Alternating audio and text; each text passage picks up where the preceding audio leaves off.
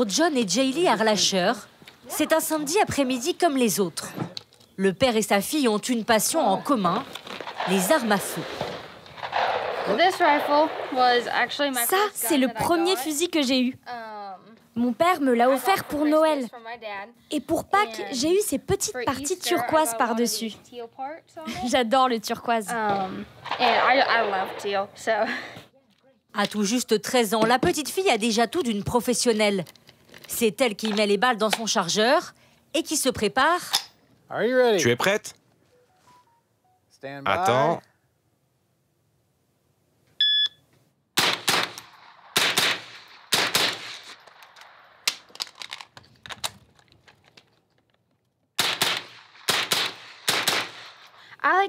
J'adore tirer pour le frisson que ça me procure. On a un coup d'adrénaline et je m'améliore à chaque fois. Je me sens puissante et ça me fait me sentir bien. Jaylee vient s'entraîner régulièrement sur le stand de tir. Indispensable pour savoir manier tous les types d'armes et être capable de se protéger, selon son père. Je pense qu'elle doit savoir manier une arme à feu pour se défendre, elle et sa famille. La petite fille sait tenir une arme depuis qu'elle a 4 ans et tire depuis qu'elle en a 8. Mais ses parents lui ont toujours interdit de s'en servir sans surveillance. Ça, c'est le coffre-fort où on garde toutes nos armes. C'est fermé, il n'y a que ma femme et moi qui avons la combinaison, pas Jaylee. Je me fais assez confiance pour ne pas prendre de mauvaises décisions. Oui, je pense que tu comprends les conséquences. Si tu prenais une mauvaise décision, quelqu'un pourrait être blessé ou tué. Ça pourrait changer la vie de quelqu'un, ou la mienne.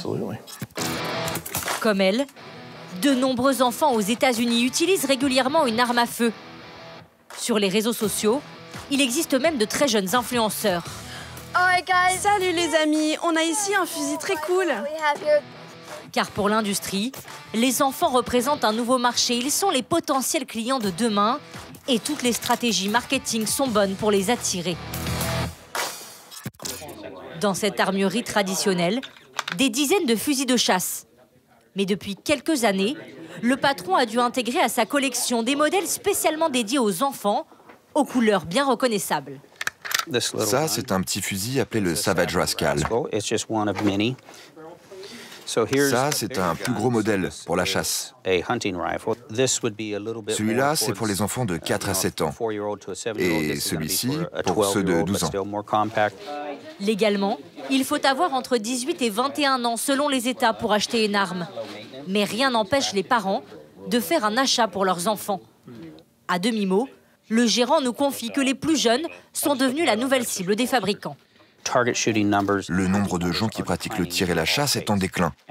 Donc l'industrie s'est beaucoup développée.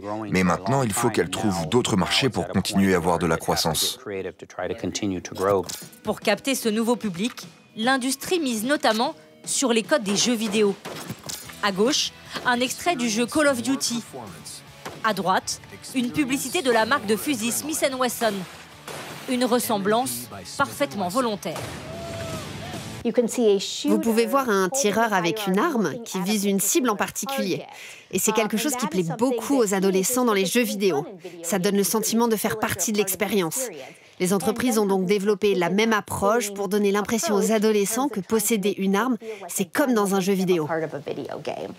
L'avocate a déjà attaqué en justice l'industrie des armes à feu, mais la législation protège particulièrement le secteur. Aucun fabricant d'armes n'a souhaité répondre à nos questions. Pourtant, aux États-Unis, le problème a pris de l'ampleur. Les armes à feu sont devenues la première cause de mortalité chez les enfants et les adolescents, devant les accidents de voiture et les cancers. Sylvia Banks a perdu son petit-fils de 10 ans. Ça, c'est Michael en train de jouer au basketball. Et là, c'est lui la veille de sa mort. Il venait de gagner un prix avec son équipe. Un jour, après une dispute avec ses frères et sœurs, le petit garçon va dans la chambre de ses parents, attrape le pistolet en haut d'une étagère et se tire une balle dans la tête. Il y avait les jeunes frères et sœurs de Michael dans la maison. Ce sont eux qui l'ont trouvé. Vous savez, s'il n'y avait pas eu cette arme à proximité, Michael n'aurait jamais cherché à s'en procurer une. C'était juste un moment de crise. Et l'arme était là. Et c'est une arme mortelle. L'année dernière, les Américains ont acheté 15,3 millions d'armes à feu. Près de 4 millions d'entre eux étaient de nouveaux propriétaires. Un marché que l'industrie espère étendre toujours un peu plus.